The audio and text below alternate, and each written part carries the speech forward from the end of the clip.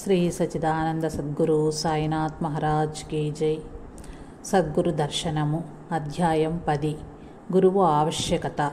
కూర్పు శ్రీ ఎక్కిరాల విక్రమాదిత్య. గురువు యొక్క గొప్పతనం గురించి, గురువు యొక్క ఆవశ్యకత గురించి మహాత్ముల మాటల్లోనే చూద్దాం. రామకృష్ణ పరమహంస. గురువును మానవమాత్రుడని తలచరాదు. శిష్యునికి భగవద్దర్శనం అయ్యే ముందు గురుదర్శనం అవుతుంది. తరువాత ఆయన భగవద్దర్శనం లేక ఆత్మదర్శనం ప్రసాదిస్తాడు. అంటే గురువే దైవంగా లేక ఆత్మగా దర్శనమిస్తారు. అప్పుడు గురువు దైవము ఒకటేనని శిష్యుడు గుర్తిస్తాడు. ఆ గురువే అన్ని వరాలను ప్రసాదిస్తాడు. నిర్వాణ స్థితిని కూడా అందిస్తాడు. దైవాన్ని మానవుణ్ణి జతపరిచే పెద్ద గురువు. గురువు మహత్తరమైన గంగ వంటివాడు. మానవులు చెత్తాచెదారం గంగలో వేస్తారు, కానీ అందువలన ఆ నది యొక్క పవిత్రత తరుగదు. అలానే గురువు కూడా తుచ్చమైన నిందాస్తుతులకు అతీతుడు. పరదేశానికి వెళ్ళేటప్పుడు దారి తెలిసిన మార్గదర్శిని ఒక్కడినే నమ్మాలి. పలువురి సలహాలను అనుసరించటం ఘోరమైన చిత్రభ్రాంతికి కారణమవుతుంది. అలానే దైవాన్ని చేరడానికి సరైన గురువునొక్కడే సంపూర్ణంగా అనుసరించాలి. చదరంగంలో ఆడేవాడి కంటే ప్రక్క నుండి చూచేవాడికే ఎత్తులు బాగా తడతాయి. లౌకికులు తామే తెలివైన వారమని భ్రమిస్తారు, కానీ వారు లౌకిక విషయబద్ధులై ఉంటారు. వారు జీవితమనే ఆటలో నిమగ్నులవటం వలన వారికి సరైన కర్తవ్యం తట్టదు. భ్రాంతిని వీడిన మహనీయులు విషయబద్ధులు కారు. చదరంగంలో ప్రేక్షకుల వంటి వారు వస్తువులను వాస్తవ దృష్టితో చూస్తారు. కనుక లౌకికుల కంటే బాగా కర్తవ్యాన్ని గుర్తించగలరు. కనుక సాధకుడు ఇట్టివారి మాటలనే విశ్వసించాలి. కారణం, ధ్యానం ద్వారా వారు భగవంతుని దర్శించారు. కోర్టు వ్యవహారాలలో న్యాయవేత్తల సలహాననే గదా పాటిస్తాము. గురువులు వైద్యుల వలె 3 రకాలు. ఒక రకమైన వైద్యుడు రోగికి తగిన మందిస్తాడు, కానీ అతడు మందు సేవించకపోతే పట్టించుకోడు. ఇతడు వైద్యులలో అధముడు. అలానే తమ బోధలను శిష్యులను అనుసరిస్తారో లేదా పట్టించుకోని గురువులు కూడా. మరొక తరగతి వైద్యులు రోగికి మందు సేవించమని చెప్పటమే కాక హితబోధ వలన అతడి విముఖతను తొలగింపచూస్తారు. అలానే కొందరు గురువులు ఇతరులను ధర్మము, భక్తి, సత్యము అనే మార్గాన నడిపించటానికి తగిన హితబోధ చేస్తారు. వీరు మధ్యములు. వైద్యులలో ఉత్తముడు రోగి మందులను సేవించేలా నిర్బంధిస్తాడు. గొంతు మీద కాలుంచైనా సరే అతని చేత మందు మింగిస్తాడు. అలానే ఉత్తమ గురువు శిష్యుని ఆత్మపథంలో నడిపేందుకు తమ దివ్యశక్తిని కూడా వినియోగిస్తారు. నీ గురువును గూర్చిన విమర్శలు వినకు. గురువు తల్లి తండ్రి కంటే కూడా మిన్న. నీ తల్లిదండ్రులను ఎవరైనా నిందిస్తే సహిస్తావా? అవసరమైతే పోరాడైనా నీ గురువు కీర్తిని నిలుపు. శిష్యుడెన్నడూ గురువును నిందించరాదు. గురువాజ్ఞను సంపూర్ణంగా శిరసా వహించాలి. ఒక బెంగాలీ ద్విపద ఇలా చెబుతుంది: నా గురువు పానశాలకు వెళ్ళినప్పటికీ ఆయన నిత్యానందుడే. ఆయన పాపుల నిలయాలకు వెళ్ళినప్పటికీ నాకు మాత్రం ఆయన శుద్ధుడు, నిష్కళంకుడు. గురువు గురించి శ్రీ భగవాన్ రమణుల మాటల్లో: శిష్యుడు మహర్షి గురువు అవసరం లేదంటారని కొందరు, అవసరమని చెబుతారు ఇంకొందరు అంటారు. ఏది సత్యం? భగవాన్: గురువు అనావశ్యకమని నేనెన్నడూ అనలేదు. శిష్యుడు: తరచుగా అరవిందులు మీకు గురువు లేరని చెబుతారే? భగవాన్: అది గురువంటే నీకున్న భావంపై ఆధారపడుతుంది. ఆయన మానవాకృతిలోనే ఉండనవసరం లేదు. దత్తాత్రేయుల వారికి 24 గురువులు, పంచభూతాలు మొదలైనవి. అంటే సృష్టిలోని ఏ రూపమైనా వారికి గురువేనన్నమాట. గురువు అత్యావశ్యకం. గురువు తప్ప మరెవ్వరూ ఇంద్రియ మనోవిషయాలనే అడవిలో నుంచి బయటకు నడిపించలేరని ఉపనిషత్తులు కూడా చెబుతాయి. కనుక గురువు ఉండి తీరాలి. శిష్యుడు: మహర్షికి మానవాకారంలో గురువు లేరు కదా అని నా భావం. భగవాన్: నాకు ఎప్పుడో ఒకప్పుడు గురువు ఉండి ఉండవచ్చు. నేను అరుణాచలేశ్వరుని స్తుతించలేదా? గురువంటే ఏమిటి? గురువంటే భగవంతుడు లేక ఆత్మ.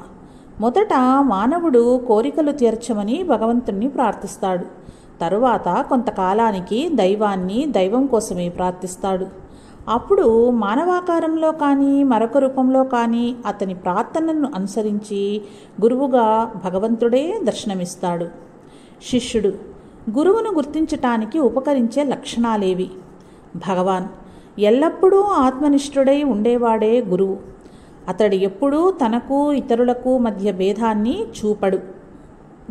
చూడడు. తాను ముక్తుడనని, జ్ఞానినని, తక్కిన వారు అజ్ఞానందకారంలో బద్ధులైన వారని తలచడు.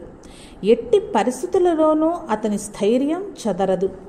శిష్యుడు ఉపదేశతత్వం ఎలాంటిది? భగవాన్ ఉపదేశం అంటే ఒక వస్తువును దాని స్వస్థానానికి చేర్చడమని అర్థం. శిష్యుని మనస్సు శుద్ధం, సచిదానందం అని చెప్పబడు సహజ స్థితి నుండి చలించి యోచనల రూపములో ఇంద్రియ విషయాలను నిరంతరం అనుసరిస్తుంది. అందువలన అది జీవితంలో దుఃఖాలకు, చింతలకు గురి అయి బలహీనమై వికలమవుతుంది. గురువు దీనికి సహజ స్థితిని అందించి ఆ స్థితి నుంచి జారనివ్వక అట్లే నిలపడమే ఉపదేశం.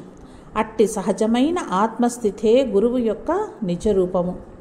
దూరమున ఉన్న దానిని దగ్గరగా చూపుటే ఉపదేశమని చెప్పవచ్చు. అంటే శిష్యుడు తనకంటే భిన్నమని, తనకు సుదూరమని తలచిన దైవము లేక ఆత్మ ప్రత్యక్షమని, శిష్యుని యొక్క నిజతత్వమని గురువు దర్శింపచేయటమే ఉపదేశము. శిష్యుడు గురువు యొక్క నిజతత్వము శిష్యుని యొక్క నిజతత్వమే అయితే సాధకుడు అన్ని సిద్ధులను సాధించినప్పటికీ గురుకృప లేక అతడికి ఆత్మజ్ఞానం కలగజాలదని ఖండితంగా శాస్త్రాలెందుకు చెబుతున్నాయి? భగవాన్ గురుతత్వం శిష్యుని నిజతత్వమేనన్నది వాస్తవమే. కానీ గురుకృప లేక ఆత్మజ్ఞానం కలగటం అసంభవం. శిష్యుడు గురుకృప అంటే ఏమిటి? భగవాన్ గురువే ఆత్మ. ఎప్పుడో ఒకప్పుడు మానవుడు జీవితంతో అసంతృప్తి చెంది తనకున్న దానితో తృప్తి చెందక దైవ ప్రార్థన ద్వారా కోరికలు నెరవేర్చుకోజూస్తాడు. ప్రార్థనల వలన క్రమంగా అతడి మనస్సు శుద్ధమై దైవాన్ని తెలుసుకోజూస్తాడు. అతడికి ప్రాపంచికమైన కోరికలను తీర్చుకోవటం కంటే దైవకృపను పొందటమే ముఖ్యమవుతుంది. అప్పుడు దైవకృప ప్రకటం కానరారంభిస్తుంది. దైవమే గురు రూపంలో దర్శనమిచ్చి సత్యాన్ని బోధించి తన సాంగత్యంతో అతడి మనస్సును పరిశుద్ధం చేస్తాడు. అలా భక్తుని మనస్సు శక్తిని పొంది అంతర్ముఖం కాగలుగుతుంది. ధ్యానం వలన మరింత శుద్ధమై నిశ్చలమవుతుంది. ఆ నిశ్చలతే ఆత్మ. గురువు బాహ్యము ఆంతరంగికము కూడా. బయట నుంచి అంతర్ముఖం చేసి లోపల నుంచి దానిని ఆత్మవైపుకు లాగి దానిని శాంతపరుస్తాడు. గురువు అదే గురుకృప. దైవము, గురువు, ఆత్మ వేరు కాదు. నీవు అన్యమని, దేహమని తలచినంత కాలం బాహ్యమైన గురువు ఆవశ్యకం. ఆయన కూడా దేహంతోనే దర్శనమిస్తాడు. దేహమే నేననే భ్రాంతి నీకు తొలగగానే ఆయనే ఆత్మయని గుర్తిస్తావు. శిష్యుడు గురువు ఆజ్ఞను అనుసరించి అంతరంగికమైన సాధన చెయ్యాలి. గురువే లోపల బయట ఉన్నారు. నిన్ను అంతర్ముఖుని చెయ్యటానికి అవసరమైన పరిస్థితులను కల్పిస్తూ నీ ఆంతర్యాన్ని ఆత్మకేంద్రంలోకి లాగటానికి సంసిద్ధం చేస్తారు. అహంకారం ఏనుగు వంటిది. సింహం కన్నా దానిని ఇంకొకటి లొంగదీయలేదు. అట్టి సింహమే గురువు. ఆయన ఏనుగు వంటి అహాన్ని భయంతో వణికి మరణించేలా చేయగలడు. నీలోని అహం నశించటమే నిజమైన ప్రతిభ అని నీవప్పుడు గుర్తిస్తావు. అట్టి స్థితి రావాలంటే గురువుకు ఆత్మసమర్పణ చేయాలి. అప్పుడే నీవు ఆత్మోపదేశానికి అర్హుడవని గుర్తించి గురువు అనుగ్రహిస్తాడు. ఆత్మజ్ఞానం పొందదలిచిన వాడికి గురువు ఆవశ్యకం. గురువే నిజమైన ఆత్మయని, నీవు భ్రాంతి మాత్రమైన వ్యక్తిత్వమేనని తెలుసుకో. ఆ రెండింటికి భేదం నశించటమే అజ్ఞాన నివృత్తి.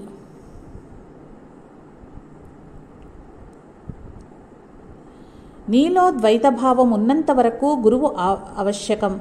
నీ శరీరమే నీవని తలుస్తావు కనుక గురువు కూడా మరొక శరీరమేనని తలుస్తావు.